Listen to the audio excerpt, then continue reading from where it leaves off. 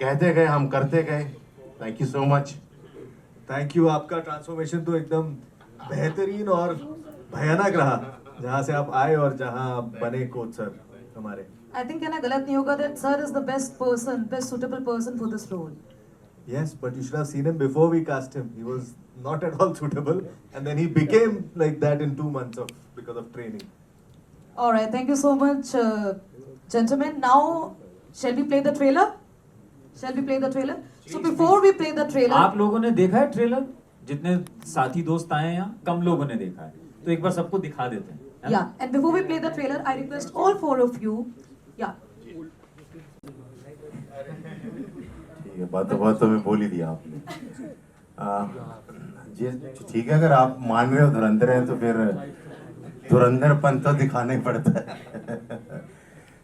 जी हाँ, लेयर्स तो आपने देख ही ली कैरेक्टर में, और उनको निभाना एक चैलेंज तो था, बिकॉज इसमें फिजिकली भी आप काफ़ी आपको इन्वॉल्व होना है। Training was there and then emotions तो है, और दोनों बेटों को किस तरह से हैंडल कर रहा है, और उसके बाद घर परिवार दूसरा भी चल रहा है साथ में।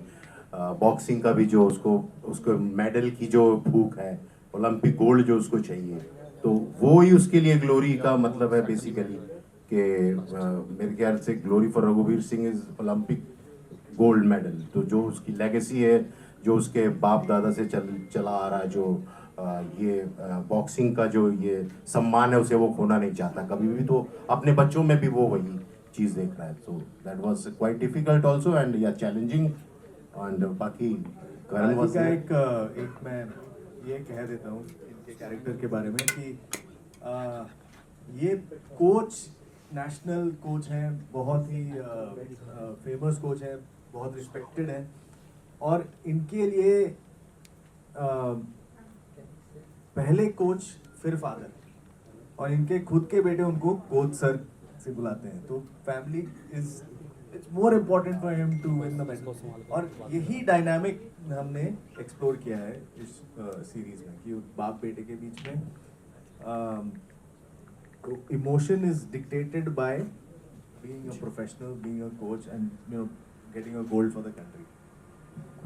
Well, करण, ये मेरा अगला सवाल था सर से कि what was your priority, पहले कोच या फादर?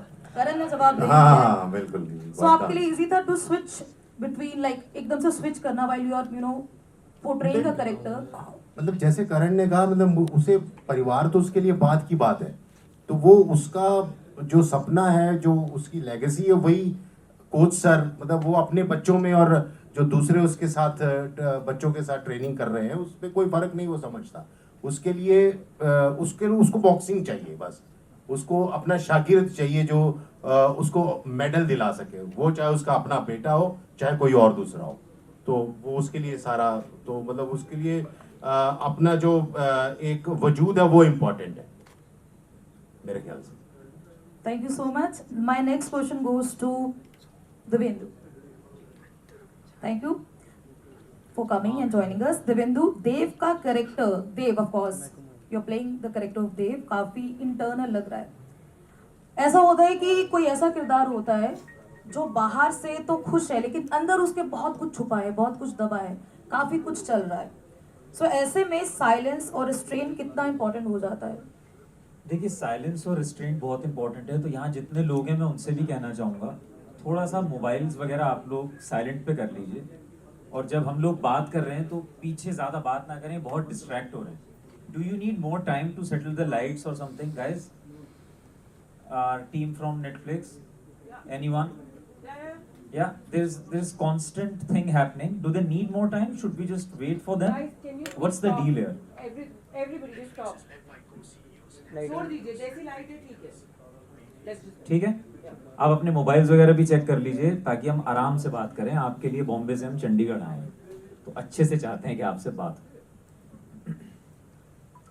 जी, तो देव का जो कैरेक्टर है, डेफिनेटली उसमें बहुत सारी ऐसी चीज़ें हैं जो बहुत इंटरनलाइज करके रखता है। शायद इंडियन सोसाइटी में हम मर्दों को ये आदत ही नहीं होती अपने आप को एक्सप्रेस करने की। बहुत कम मर्द होते हैं जो कि एक्सप्रेस कर पाते हैं खुद को। हमें एज मर्द हमेशा बोला जाता है कि भाई स्ट्रॉन्ग रहना है, डटे रहना है, रोना नहीं है, किसी को दिखाना नहीं है कि तुम्हारे अंदर क्या चल रहा है। तो एक तो ये एस्पेक्ट है being a male in Indian society. दूसरा जो ये पूरा वर्ल्ड है, जो बॉक्सिंग का वर्ल्ड है, इसमें बचपन से ही वो इस वर्ल्ड को हेट करता है, क्योंकि उसका जब आप सीरीज देखेंगे आपको उसकी वजह पता चलेगी। वो बिल्कुल भी नहीं चाहता है, ना वो अपने बाप से कोई ताल्लुक रखना चाहता है, ना वो इस पूरी दुनिया से कुछ ताल्लुक रखना चाहता है। तो ये एक ऐसा शख्स है जिसको एक्चुअली अगर आप पूछें तो उसे पता नहीं है वो कौन है। नहीं, कंफ्यूज नहीं है, हर्ट बहुत है। उसकी इमोशनल ग्राउंडिंग क्या है उसको नहीं पता, फैमिली से नहीं बनती है, अपने इमोशंस कैसे हैं नहीं बनती, शायद कोई पास नहीं रहता, शायद उसे कैसा फील होता है वो खुद अपने आप से भी बात नहीं करता इस बारे में। तो ऐसा एक interesting at the same time पेचीदा कैरेक्टर जो कि करण ने और कर्मण्य ने लिखा, उसे इस वर्ल्ड में प्ले करना और उसको थोड़ा रिलेटेबल बनाना और ह्यूमन बनाना, वो सबसे ज़्यादा बड़ा चैलेंज था मेरे लिए। और शायद मज़ा भी उसी का था, क्योंकि जब आप ज़्यादा एक्सट्रीम कैरेक्टर्स देखते हैं तो मेरी हमेशा पर्सनली एक ये चीज़ रहती है कि चाहे वो जितना भी एक्सट्रीम हो सकता है आप पूरे कैरेक्टर से रिलेट ना कर पाए, लेकिन कैरेक्टर की कुछ चीज़ें होंगी जिससे आपको लगेगा कि हाँ ये भी एक जीता जागता इंसान। तो मेरी जो पूरी जद्दोजहद रही वो यही रही। एंड रेस्ट करण, को एक्टर्स, सब ने बहुत मदद करा इस जर्नी में। देव की जो जुनूनियत है जो आपको दिखेगी इसमें, उसे एक बैकिंग चाहिए थी अच्छे तरीके से।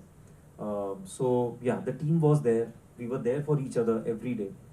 एंड आज जो आप देख रहे हैं वो इसी सब मिलजुल के हमने जो बनाया है उसी का नतीजा है। Thank you so much for the wonderful answer. Let's talk about Dev then. Dev is more emotional. More emotional. All right. चलिए अब आगे बढ़ते हैं, और आगे बढ़ते हुए I have a question to Pulkit. Hi. Hi Pulkit. Pulkit, Ravi, the character you are playing, Ravi का जर्नी ट्रेलर में काफी लेयर दिख रहा है। एंगर भी है, वनरेबिलिटी भी है, स्ट्रॉन्ग भी है, और कहीं ना कहीं इमोशनल भी है। For you, what was it like exploring the emotional graph of this character? मैं ऑनेस्टली कहना चाहूँगा मैंने इस तरह का किरदार कभी पहले निभाया नहीं है, और मेरी कोशिश यही थी कि हमेशा से भूख थी इस तरह का कैरेक्टर करने की जिसमें लेयर्ड हो, काफ़ी सारी लेयर्स हों, इमोशन भी हो, ड्रामा भी हो, और यू नो ये बहुत ज़्यादा बोलता नहीं है, बहुत ज़्यादा एक्सप्रेस नहीं करता है अपने इमोशंस को, इम्पल्सिव नहीं है, शॉर्ट टेम्पर्ड भी नहीं है, लेकिन बहुत ही ज़्यादा स्ट्रॉन्ग है, बहुत प्रिसाइज है और सिस्टम से चलता है। एक स्पोर्ट्समैन की तरह इसमें डिसिप्लिन है, एक सिस्टम है, हर सिचुएशन को और हर चीज़ को वो उसी तरह हैंडल करने की कोशिश करता है। बेसिकली साम दाम दंड भेद, ये इसको बहुत अच्छे से फॉलो करता है। जब सारी चीज़ें फेल होती हैं तभी जाके ही raises his hand, but otherwise इसका जो मेन तरीका है चीज़ों को हैंडल करने का वो है थ्रू अ प्रॉपर सिस्टम। और मुझे ऐसा लगता है कि ये एक ऐसी दुनिया में पैदा हुआ है जहाँ पे अच्छाई और सिस्टम से चलने वाले लोग नहीं होते। सो इसके लिए सर्वाइवल का एक वो फाइट इंटरनली चलते रहता है, and that really help me to layer it with various emotions. Well, thank you so much for the answer. Well, Pulkit, I have another question for you. Well, Yep. मैंने आपकी काफ़ी सारी movies देखी हैं, तो एक हमेशा से ही दैट चॉकलेटी एंड रोमांटिक जो आपका एक इमेज है वो मेरे और ऑफकोर्स ऑल ओवर इंडिया की लड़कियों के मन में है।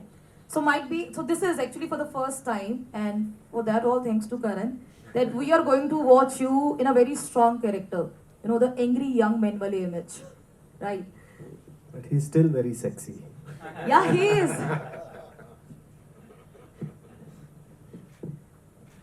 Well, तो हम आपको फर्स्ट टाइम इस स्ट्रॉन्ग इमेज के अंदर देखेंगे।